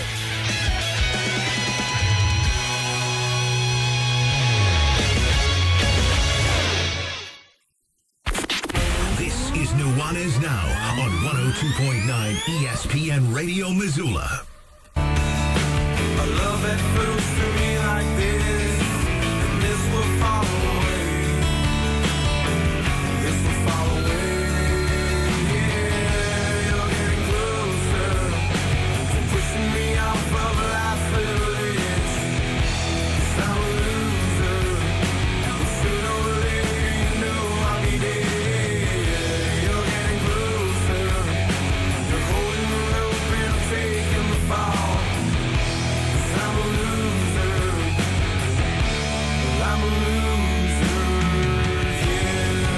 Welcome back, 102.9 ESPN Radio. Listen to Nuanez Now. Coming to you live from the Grizzly Disposal Studio here at the Missoula Broadcasting Company. Grizzly Disposal, locally owned, veteran-owned. They now have one bin recycling. If you'd like to add it or change your service to Grizzly Disposal completely, call 406-541-7171 or visit grizzlydisposal.com. Missing the first hour of the show, you can always find it on the Nuanez Now podcast, which is available on all your various podcast hosting platforms. Very insightful conversation with Sam Herder, Hero Sports, talking all about NDSU moving up to the Mountain West. We also interviewed Jamison Phillip. She's a freshman point guard for Montana State as they make their way to Missoula. We'll hear from Nate Harris, Avery Waddington from the Lady Grizz side of things tomorrow. And we also gave you the latest on the coaching staff movement at the University of Montana. Tim Houck retires as the safeties coach and defensive coordinator at Montana, expecting to have maybe several defensive openings on the staff. All that on the podcast, available on all your various podcast hosting platforms. Please rate, review, subscribe. Insightful interview coming your way. Time for our ESPN Roundtable, proudly presented by Stockman Bank of Montana. And it's been a never-ending news cycle down at the University of Montana. Crazy to think that the soccer coach being hired yesterday is like fifth on the docket because we've had so many football changes. One of the men that's been a part of a lot of these changes and sort of spearheading the efforts there at the University of Montana, Athletic Director Kent Haslam joining us now on the ESPN Roundtable. Kent, appreciate the time, man. How's it going? It's going really well. Yeah, it's been an interesting 7 days, but things are going really well. Well, first of all, just take us through these last 7 days, because Tuesday night your phone rings and all of a sudden what turns into what was supposed to be a signing day press conference turns into not a signing day press conference, a retirement press conference with Bobby Houck, and then all of a sudden a couple days later you have a new coach hired in Bobby Kennedy. So just take us through sort of your timeline and how it all went down. Yeah, sure. So was in Billings and Butte Monday, Tuesday, coming back from Butte on Tuesday at late afternoon, and got home and got a text from Bobby Houck. Got to use the right Bobbies. Coach Houck, around 8 o'clock Tuesday night, saying there's something that we needed to visit about, that he just visited with the staff. Where your mind goes is a variety of places. And kind of first thought maybe someone from the staff was leaving or something was happening. So got a hold of him, and he was pretty straightforward and said, I'm done being the head coach. I'm going to retire. It shocked me at first. It kind of had to refigure what I just heard. And we had a good conversation. And then immediately after that, I asked him his opinion, kind of what he thought about some options, and he gave me, his thoughts. But then got our senior staff together. Felt like we needed to be together in the same room. Just because it helps you process, it helps you talk. I find that a great way to make decisions as you get to be together with folks. So brought together the senior staff here, and we talked it through and talked a variety of different options. I visited with some of the other coaches, visited with Brent Pease, talked to him, got his opinion, visited with Jimmy Morimoto, kind of what his thoughts were. Came to the conclusion that, number one, we really needed to keep the position internal. That was just the quickest way to make that transition. The goal had to be to hold the team together. The transfer portal rules, but for everybody else out there, that once you name a new head, when a coach leaves, from when you name it, there's a 5-day waiting period, name a new coach, and then transfer portal opens for 15 days where your players can go into the transfer portal. So the goal was hold the team together, and felt like, do we do it? If we did a long drag out search, or we tried to search, what would we be there? All of our assistant coach contracts had rolled over, so they were under contract. And so felt like Bobby Kennedy was a great option for us, and wanted to continue to have those coordinators doing their jobs as opposed to taking on the head coaching role as well, because we felt like we've got a really good team. And so Bobby Kennedy was open to it. Talked to him probably late 10:30, 10:45, and then communicated that with the Commissioner of Higher Education, because I don't have a president. We don't have a president right now. So that's who I was communicating with was Clay Christian, and making sure we're comfortable with that. And then developed the plan. 7 a.m. I was going to meet with the coaching staff. 7:30, Bobby already had a team meeting planned. Bobby Houck, he would make that announcement with the team. 7:45, I'd come in and introduce Bobby Kennedy, tell him that's the plan. And then the 10 o'clock press conference that we already had scheduled for signing day changed really quickly. So that was the timeline, and that was kind of the thought process. I'm happy to go into any more details if you got Well, you mentioned last Wednesday when we had the press conference, and you just said it here too, that shocked at first, but then not. I had the same feeling, right? Like I thought, wow, this is crazy, this is a bombshell. But then I thought, but most of the conversations I've had with Coach Houck over the last several years, when we're talking big picture stuff, he just seems like everything he said on Wednesday, right? Like that the way it's changed is just different than I've done it for a really long time, and I'm not that interested in doing it the way that everybody else wants me to do it. So, I mean, when did you think that, like, in the back of your mind, this could have been a possibility that he might step away? I didn't.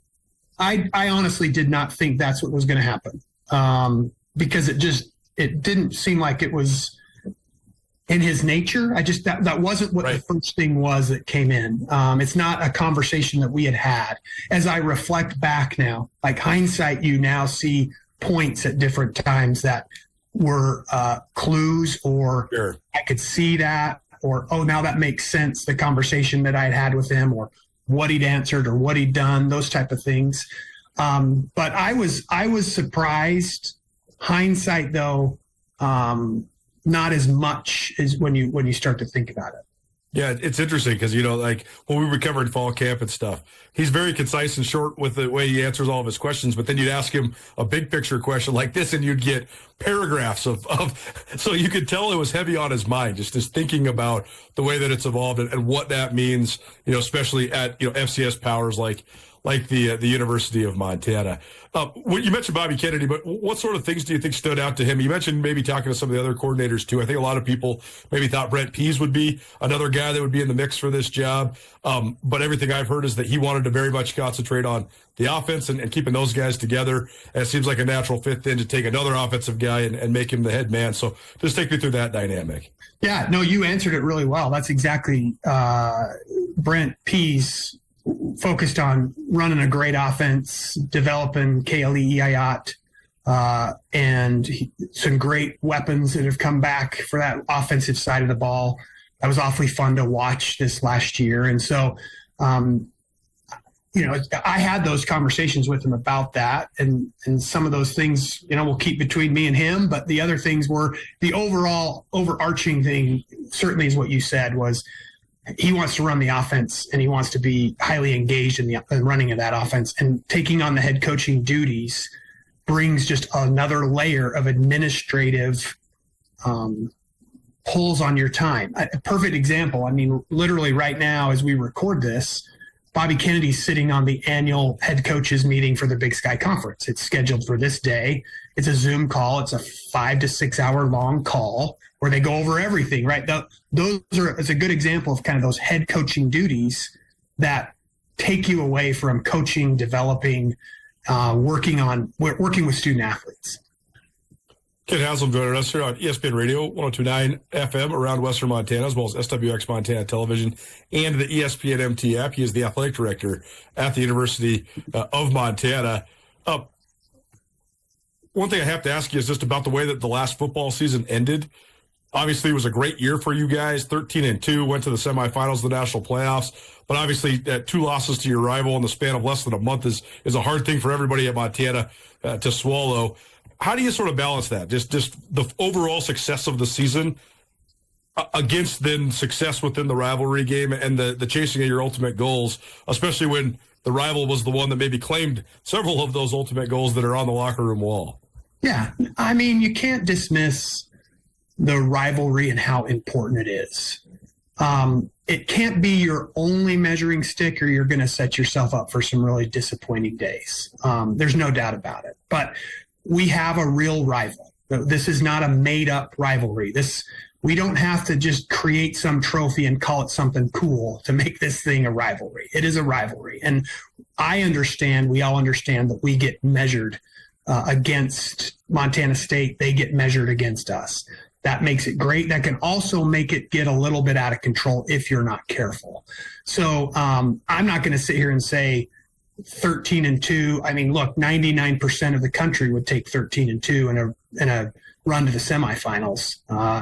going 4-0 against Missouri Valley Football Conferences. 3 of those games weren't even close.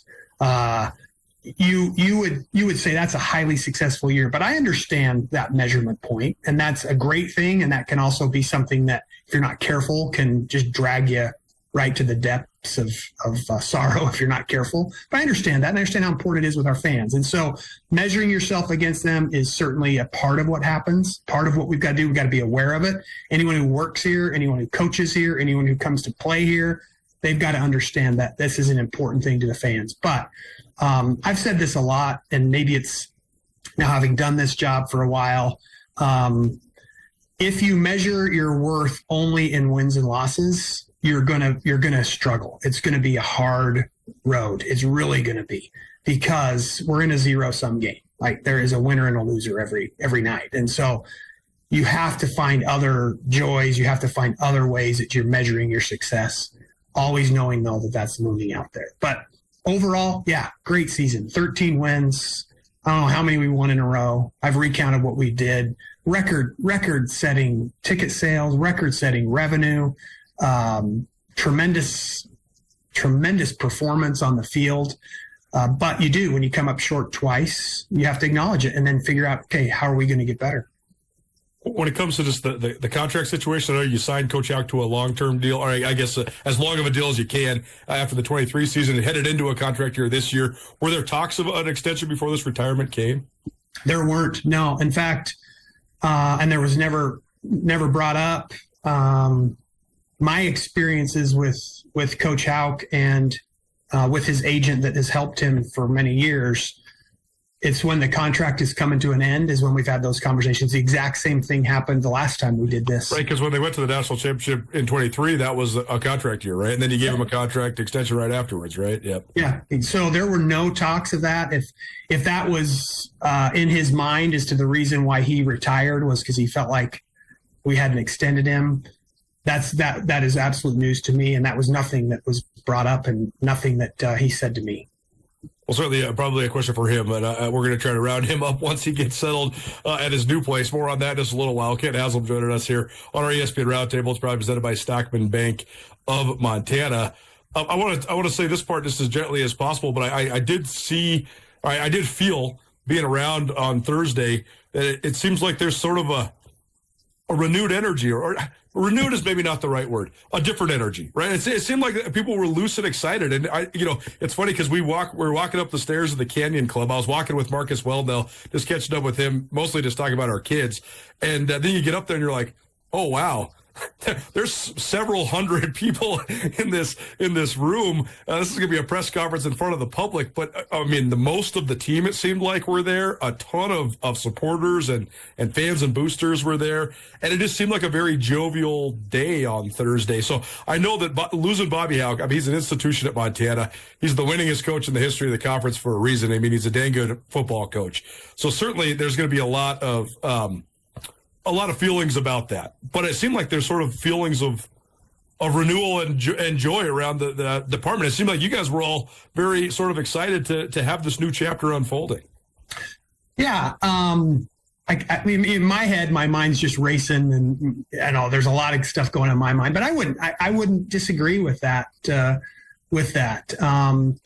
Each coach has their own personality, right? I've worked with many coaches here at the University of Montana, varying levels of success, varying levels of how they deal with different adversity, how they deal with players. It's not a mystery that Coach Bobby Houck is a tough, hard-nosed, disciplined, be on time.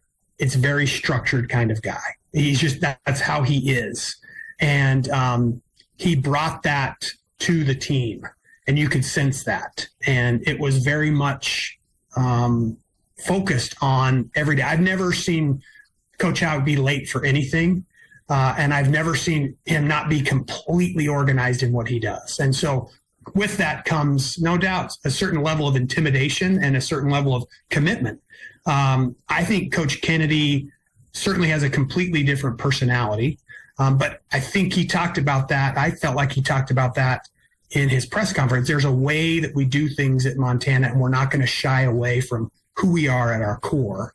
And in many of those things at our core are Bobby Hauck traits. And so Coach Kennedy taking his own personality, his own way of going about things, and sticking to that focus and that hard-nosed, tough football, I think will be a good match. But anytime there's change, I think you first step back and say, how do I fit into that change? And then there's a renewed sense of let's now rally together to those things that we know is common, and that's playing really great football. It's interesting because we see this when there's ever a transition in leadership, in politics and coaching, when people are much different. It just comes with inevitable speed bumps, even if there's not one that's right or wrong in terms of the way of doing things. Will that play into just your overall evaluation of Coach Kennedy in this first year, just knowing that he's probably going to operate in certain ways a lot differently than Montana football's been operating for the last 8-9 years? Yeah. You evaluate coaches based on who they are and what they bring. You base them on their strengths and on their weaknesses and their willingness to strengthen their weaknesses. There are some coaches who just are to a point where they will not change, or they won't do things in a certain way. And if you can't adapt, then that can be difficult as well. So you evaluate them on their strengths and weaknesses, and again, their willingness to look at weaknesses and say, how do I get those better? But my message to the whole department after that was our jobs now, whether it's athletic training, and this has been the case with all of our sports. This just doesn't mean football. We just happen to have a change in football. Now we're having a change in soccer, and I'm sure we'll get to that as well. But our jobs in athletic training, academic advising, compliance, fundraising, marketing, all those areas are to support our coaches in graduating student athletes and winning championships. That we are to only accentuate that. We're only to help that. That's our jobs. And that's what I love about this department is everybody sees their role in that way. They don't want to be the reason why we didn't win, or some young man or young woman wasn't successful. So in evaluating, back to your original question about Coach Kennedy, it's a 1-year contract. He knows that. It expires February 1st of 2020, whatever that year is. I can't even keep track of it right now. 27? We're in 26 right now, right? And my charge with him was keep this team together. Let's be as competitive as we possibly can in 26. And at the end of the year, we'll evaluate where we go and what we do. And he was on board with that. And so those will be the things that we will evaluate. I'm not going to say, you got to beat the Bobcats, or you've got to get so far, or you got to win so many games, because the direction or the vibe or the culture of what happens in a program is as much an evaluation point as it is just strictly the wins and losses. We mentioned the timing and the way that influenced your decision to go internally. What did you just think of the timing overall? I mean, because as Coach Hauck said, there's no really good time to do this. Would you have preferred it be at the end of the season, or does it not matter? It seems like this is actually a way to have a better retention strategy just because everybody's already in school. And I know that there's this 15-day portal window, but it's not the same feeding frenzy as it would have been, say in December. I as I've reflected back on this was actually a good time to do this. No doubt about it. Because you're exactly right. The typical coaching change cycle is December, and it turns into an absolute feeding frenzy. You're absolutely right. The transfer portal is going to be open regardless. Coach leave, coach not leave. Right. So is it unusual to have this change right now? It is, but in many ways, this is not a bad time to have the change, especially without the portal opening in the spring. It allows you to, like you said, have a better retention strategy. And honestly, Coulter, the typical timelines, the typical calendar, the typical cycle in college athletics is completely being blown out of the water. And so it could happen at any time. Probably the worst time would be like opening week. That may not be a great time. But whether it happened in if it happened in December, we'd have just been in that whole that chaos. This allows us the time to kind of get our feet underneath us, hold ourselves together, and then be really thoughtful in the evaluations moving forward. One last logistical question just about the contract stuff. Coach Hauck declared he's retiring as the head coach from Montana. But then, of course, he takes a new job, 6 days later. What does that mean for you guys? Like, would Illinois have had to have a buyout if you did not say retire? And are you guys going to pursue a buyout for the end of his contract now that he does have a new job? How does that part work? Well, I don't know the official definition of retirement, but I don't know if announcing you're retiring and then how many hours later it is taking another job is really retirement. And so we have these policies and these procedures in place and these contracts for a reason. And it certainly does open up the pursuit of now a buyout, because it's quite obvious that it's really not a retirement. His contract does state that if he retires or is incapacitated or passes away, then obviously the buyout is not there. But I view a true retirement as what Robin Selvig did. That was a real retirement. So we're looking at that and following through on the policies and the procedures that we have. That's why we have them in contracts. That's why we do it. There was a buyout in Chris Chiovitsky's contract, and Washington State, paid that to us, and so that's why we have them in here. But certainly, Coulter, this changes the way we look at it. Coach Houck told me it was a retirement, that he was retiring. But now it obviously is something different.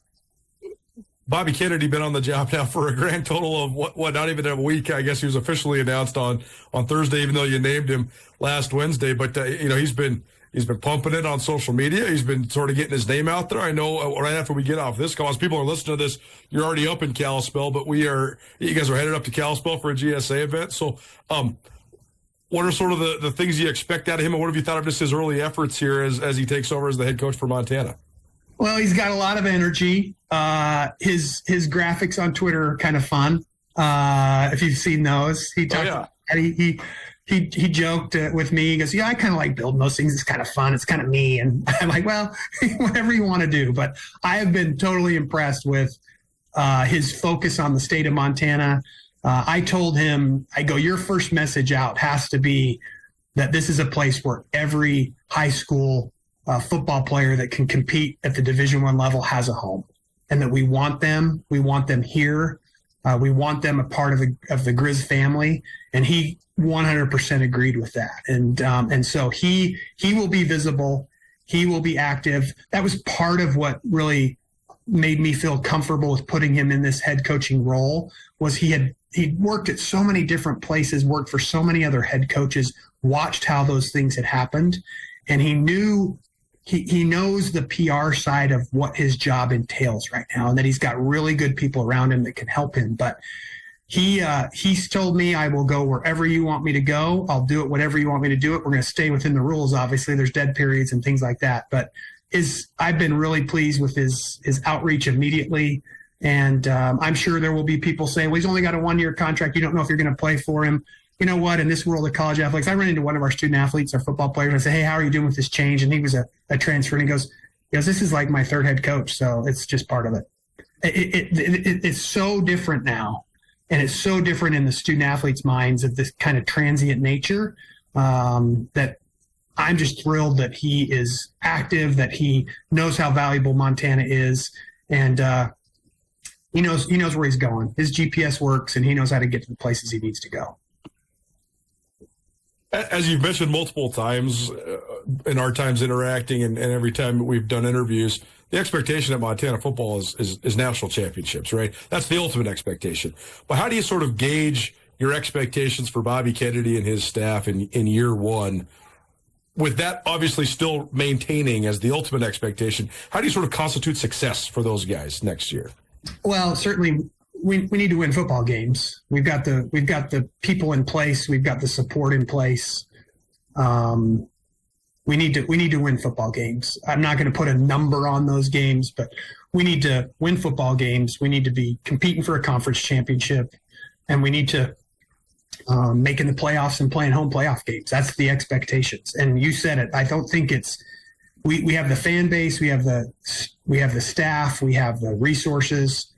We have the support that a national championship is not. It's just not some crazy thing. It's not like me walking into Travis DeCure and saying you need to win a national championship. Right. That's just a different type of tone. Of course, we want to win a national championship in every sport we compete in, but winning it in tennis is going to be really, really hard for us. Winning it in football is something that we should be able to do. So evaluating how the team is performing, how we're competing, certainly wins and losses, what's happening off the field and in the classroom, all those things are all evaluation points. And you get a good gauge on fit pretty quick. And the great thing is that BK, Coach Kennedy, he's committed to those exact same things. He's a competitive guy. There's not a coach in this department that doesn't want to win more than anyone else out there. That's just, I had that same conversation with Nate Harris. It's like, do people really think that I don't want to win I want to win more than they want to win. And so I don't have to motivate coaches to be competitive. I just don't have to do that. If that's the case, then they need to get out of the business. Last thing on the football note, Bobby Houck will go down as one of the great, figureheads in the history of Grizz football with all the wins and championships that he brought to Montana. I know he has a lot of very fiercely loyal followers and people that really love the style and brand of football he brought to Montana. So what's Montana's athletic department's message to those people that are maybe saying, man, I'm going to miss Coach Houck? What's sort of the message now that we do sort of turn the page into this new chapter? Oh, the message is Grizzly football is not going to change. Grizzly football is going to be tough, hard-nosed football, regardless of who's coaching it. And Grizzly football, like I said in the press conference, and whatever, it's bigger than the person sitting in the chair. And so my message to them is, we need your support moving forward. We have a great schedule next year. We need your season ticket renewals have gone out. We need you renewing those. We need you here. We need you joining Quarterback Club. Regardless of who's sitting with the headset on the sidelines, we support the program. And so that's my message, is that our goals and our motivations are not changing.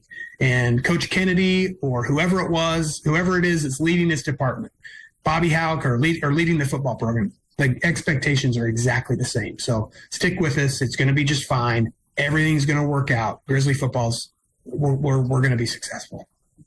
ESPN Roundtable presented by Stockman Bank of Montana. Stockman Bank in Montana, only in Montana, and they plan on keeping it that way. Let Stockman Bank show you Montana's brand of banking. We'll take a break, come back, because we have to talk about the new soccer coach. Yeah, we got to talk about some of the other stuff that's going on in the wide world of college athletics.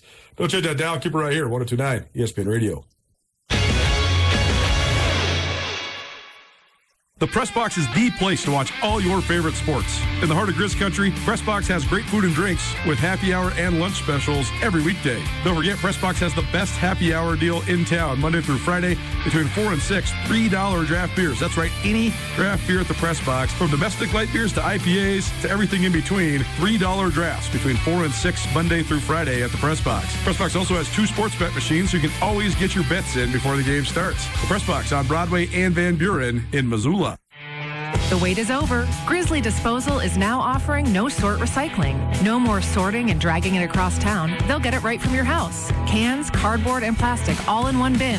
Handled by Grizzly Disposal. Visit grizzlydisposal.com to add on recycling to your plan or to switch over to Grizzly Disposal today. Give them a call, 541-7171. That's 541-7171. The best trash removal service in town just got better. Grizzly Disposal, the only bears that should be in your garbage.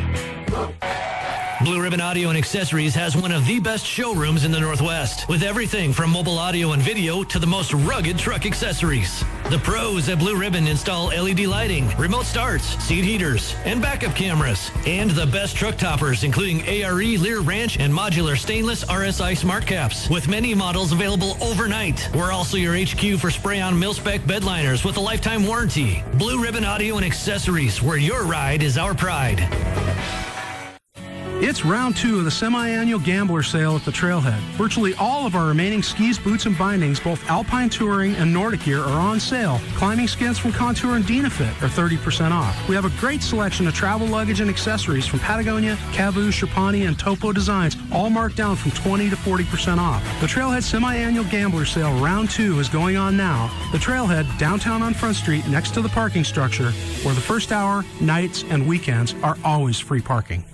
Red's Bar downtown is the perfect place to sit down, warm up, and watch the rest of this football season unfold with friends new and old. Plus, it's not just football season, it's the best time of the year with the NHL, NBA, and college basketball too. So slip into Red's for a drink and a game. Red's Bar has a welcoming atmosphere that always makes for a great place to meet with your friends or to make some new ones. Warm and inviting all winter long. Go enjoy sports and the Missoula community at Red's Bar. Red's Bar at 217 Ryman, a Missoula institution. In Hawaii, a Montana license plate is unusual, but our state allows crew members of the USS Montana, home ported at Pearl Harbor, to display a specialty plate honoring their fast attack submarine. You can as well to support all who sail aboard SSN 794 in defense of our nation. Switch to a personalized USS Montana plate anytime. Check the Montana Motor Vehicle Division website or ask your county treasurer. ESPN Missoula Sports Center. Another day, another Houck announces his retirement. Hello, I am Colter Nuanez. On Wednesday, ESPN MT confirmed through multiple sources that Tim Houck, one of the greatest Grizzlies of them all, told players on the Montana roster that he's retiring from coaching. Houck was a two-time defensive MVP during his star career with the Grizzlies in the late 1980s. He spent 1990 until 2002 playing in the NFL as one of the most accomplished football players to ever come out of the state of Montana. Houck returned to his alma mater to coach the secondary on his brother Bobby Houck's staff from 2004 to 2007. Tim Houck then spent a year as the safeties coach at UCLA before coaching for the Titans and the Browns in the NFL from 2009 until 2012. Tim returned to his brother's staff in 2013 at UNLV before returning to the NFL as the safeties coach for the Philadelphia Eagles from 2016 until 2020, where he won a Super Bowl ring. Tim Houck has now been back at his alma mater since 2023, first serving as a defensive analyst and then as the co-defensive coordinator and safeties coach for the Grizz the past two seasons. On Wednesday, it was also reported that former Montana defensive coordinator Ronnie Bradford was joining the Illinois staff to work under Bobby Houck, the new DC for the Illini. Sources also confirmed that Roger Cooper, the other co-DC with Tim Houck and the linebackers coach at Montana, is interviewing with Illinois. For more on this coaching carousel, be sure to tune in to Nuanez Now at 4 p.m. every weekday on 102.9 ESPN Radio.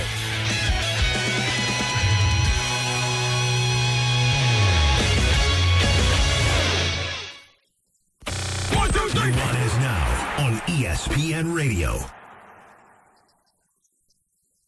Welcome back. You're listening to the ESPN Roundtable here on 102.9 FM around Western Montana, as well as SWX Montana Television and the ESPN MT app. A continuation of our ESPN Roundtable, proudly presented by Stockman Bank. Kent Hassel, the athletic director at Montana, joining us. And Kent, we got to ask you now about the latest breaking news, which was yesterday. You sent out the release. Stuart Gore hired as your new soccer coach. So take us through it. Obviously, a long process to get this person in place. But it's funny if you just blacked out the names and compared Chris Chidovitsky and Stuart Gore's resumes when they got the soccer coach job at Montana, pretty similar. Small school roots, North Dakota ties, and here they are. So what would you like about Coach Gore? Just take us through the process of hiring him. That's a really good observation, Colter. I completely agree. In fact, Stuart grew up in England, Scotland. I might be getting the exact location wrong. Naturalized citizen 2 or 3 years ago, very similar to what Chris Chidovitsky did, became a citizen of the United States. You're right. Real, just tremendous success Stuart's had at the NAIA level, and then brings that here, been a Division I head coach for 5 years. And so mature, knows what he wants to do, played at a lot of different levels, loves soccer, and he's really excited about getting here to Montana, loves the outdoors, love those things that mean so much to him. It was a long process, there's no doubt. But once you get going in the coaching search, look, we all know that the bulk of our roster followed Chris to Washington State. And so there's a transfer portal that will open up in the spring. Being really speedy is certainly unnerving, or not being speedy on the hire is unnerving, but you really get to the same place in the end. And you have the same amount of time how he can rebuild the roster, get the roster back, and be competitive in the fall. So we visited with a lot of different candidates. There were candidates early in the process that had Montana ties that we wanted to visit with first. Stuart was always in the mix with us, but he had not been, affiliated with Montana in any other way. So I think that's what kind of let us set him a little bit to the side to start out with. We worked through some of those other Montana candidates and came back to Stewart. And I'm excited. He's on his way here right now. It brings some stability, some comfort to the team we have now. And he can start to get his assistant coaching staff together, get connected in this community. And I'm excited for what lies ahead. Well, it's always interesting. There's several different ways you can have to replace a coach, right? There's when a coach either gets let go, doesn't get renewed. There's a coach that retires, like we just saw with Coach Houck, but then all of a sudden doesn't retire. But then there's, when a coach has a great success and they move up to a more prominent conference or whatever it might be. When that part happens, though, now the coach is inheriting such a strong program, but this program has had a lot of attrition so far. So how do you sort of adjust and put in perspective your expectations for soccer, given that they have won 3 Big Sky titles, but it also is sort of a fundamental rebuild for Coach Gore?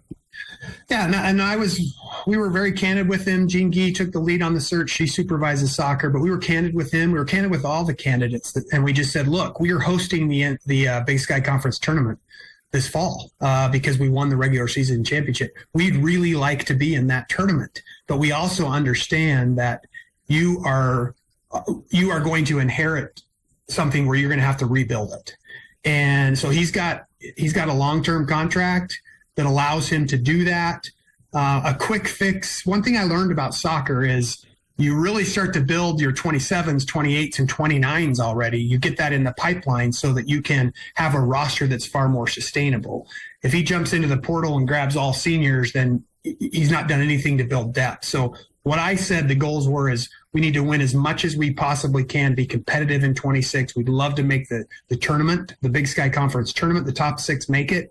But let's make sure we're looking forward to 27, 28, 29 with the commitment that we have to soccer, with the support that we have locally, and with some donors that are really into our soccer program. There is no reason why winning conference championships in 28, 29 should be off the table. And so that was what we talked about was, let's get you here. Let's get things stabilized. Let's fill that roster. Let's get it to be as competitive as we possibly can, but not jeopardize what we can do in the outer years. In the name of time, we got to move on to the next subject. Kent Haslam, ESPN Roundtable here on Nuanez Now. Another lead that gets buried. North Dakota State moving to the Mountain West. I know this has been, sort of talked about and speculated for a really long time. I just feel like this is distinctly different than maybe any of the other FCS powers that have moved up, just because of where North Dakota State is located. It's a lot easier.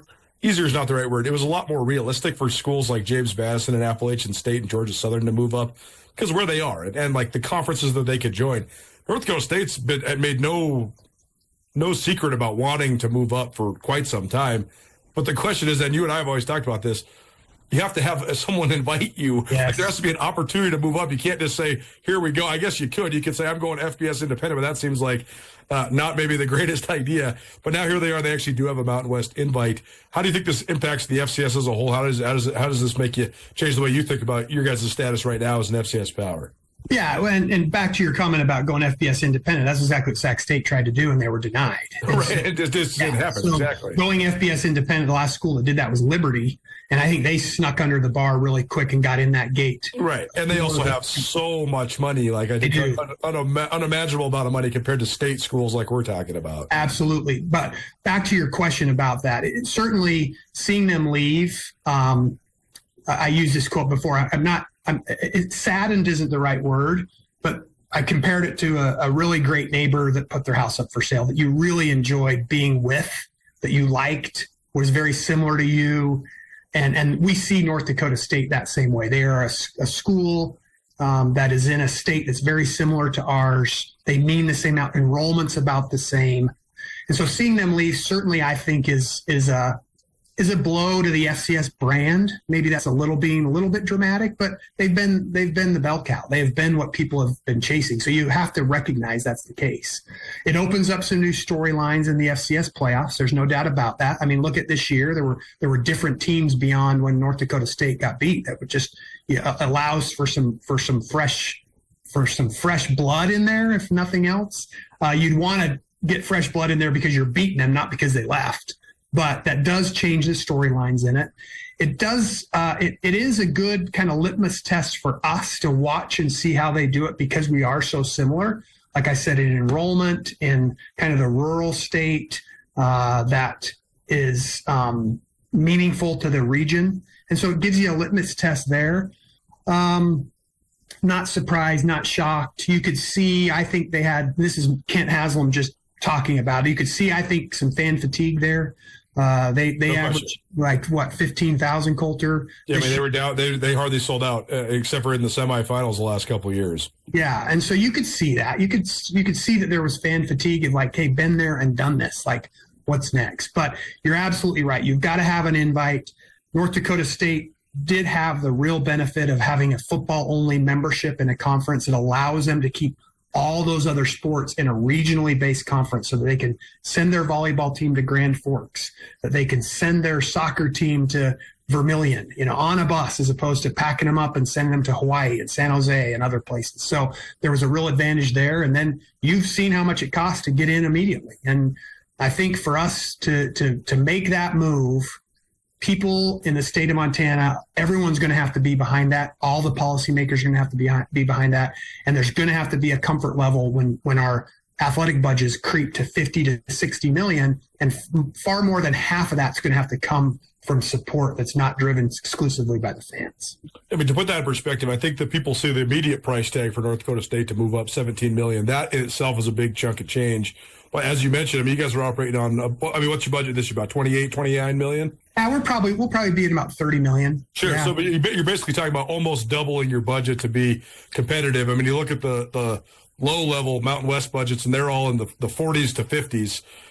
Some of those are, I mean, San Diego State and those they're moving up to the Pac-12 or whatever they're going to call it now. But either way, that's the part where it's probably challenging, right? Because it's not just one time 17 million. You're talking about trying to find a way to get another 20 to 25 million year in and year out. And then you talk about probably doubling that too, because I think the regents would probably be pretty beholden to having Montana State and Montana do this together. Yeah, I think I think it'd be silly for these two schools to split. It goes back to the original conversation we had about rivalries and how important the rivalry is. 2.8 million people watched the semifinal game of us playing on ABC, the Grizzlies and the Bobcats. I mean, to put that in perspective, that's twice as many people that watch the Mountain West Championship game. So, I mean, It's already a bigger level of football than what the Mountain West is at this current moment. So if you're a conference and you're issuing invites, you're not going to split these two people up. You're just not going to do it. It's too much of a driving force to what you do. But there are challenges. I still believe that we're going to end up at the same stoplight. We're going to end up at the same intersection 5 to 8 years down the road, because it's clear to me that the Power Four conferences are trying to do some things differently. And at some point, the rest of the group of 5, group of 6 might have to have that conversation of, okay, what do we continue to do? And when that happens, we are poised to be right in there with those schools. And so whether we all get to the same spot, I think we will. Whether it will cost us as much to get there, I don't know, Coulter. I don't know. But we want to make sure we're competing at the highest level that's sustainable and financially viable for the University of Montana. Well, North Dakota State out of the FCS, you think that puts a heightened level of pressure on the Montana schools then? Because you guys sort of are already were amongst the cream of the crop, but it's just one less, sort of juggernaut to compete with. Oh, yeah. No, that's one less gate to go through. But you'll see others that will step up and should be good. But there's no doubt about it. For as important as football is in this state, and as important and as much as we invest in it here, and I can say at Montana State that both of us should be competing for championships. There's just no doubt about it. I think North Dakota State's going to go compete for that championship. I don't know if how high of a level they're going to get to, but they're going to be competitive in the Mountain West right away, don't you think? I think they will be. Look, I've been to the Dakota Dome. The athletic director at North Dakota State is a really, really good friend, and we were on that football committee together. We've had a lot of conversations, and I think the Mountain West Conference just got better in football. I firmly believe it. They know how to play. They're big. They're strong. They know what they're doing. So this is a calculated move, and I don't want to speak for them, but I'm actually, I'm cheering for them. I hope they do well. I think it will be a path and show that FCS football is really, really competitive.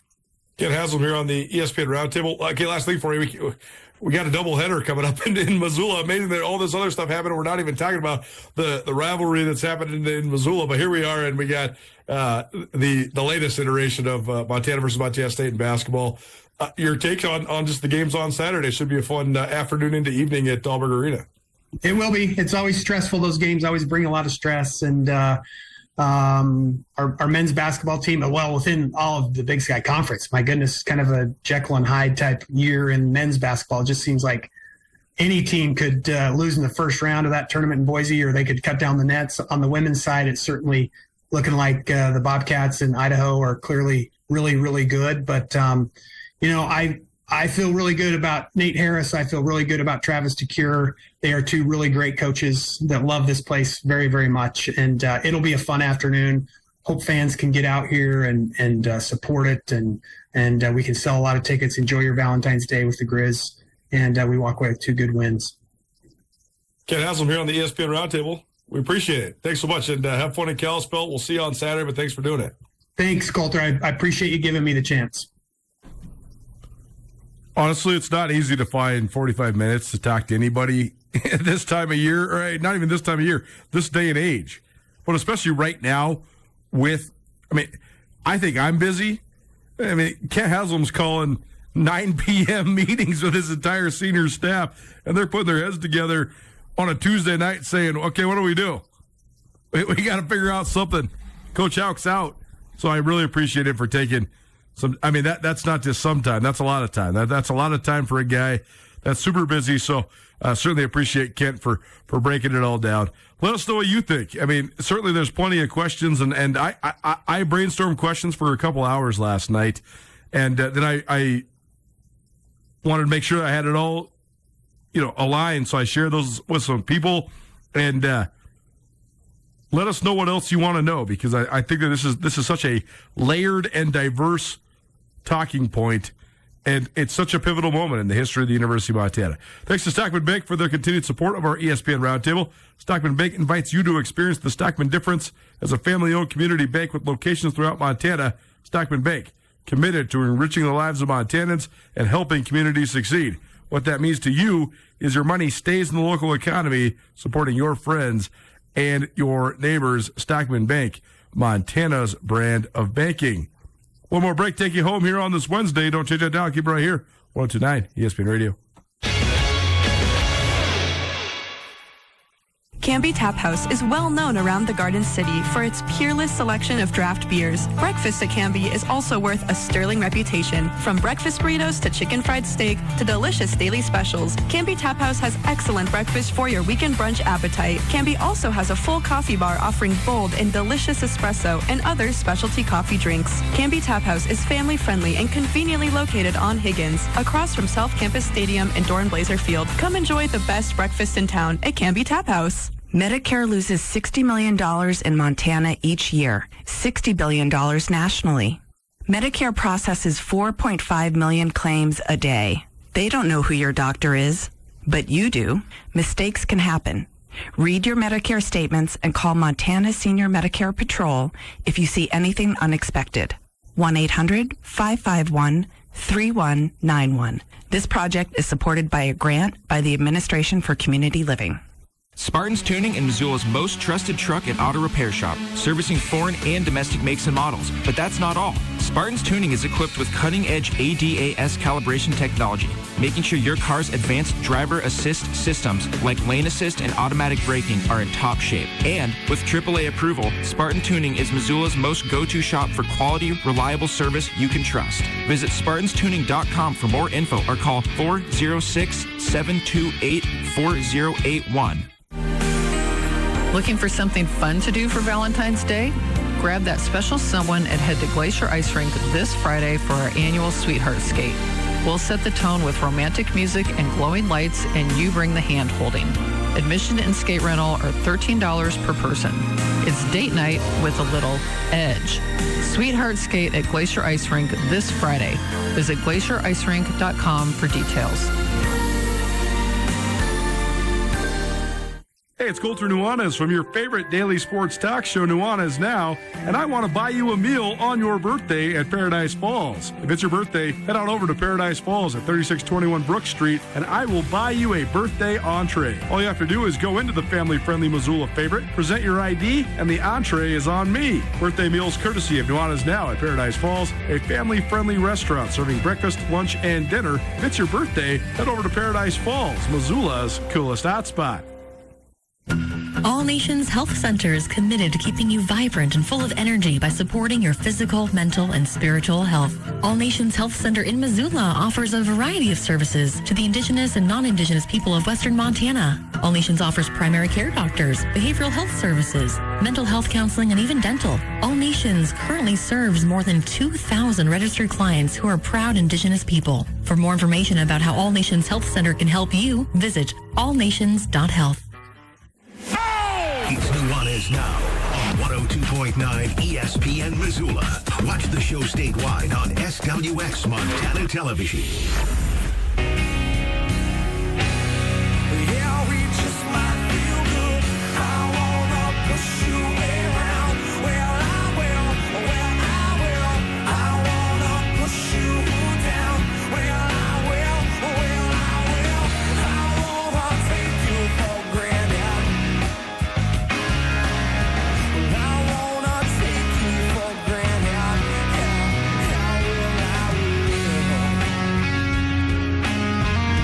Welcome back.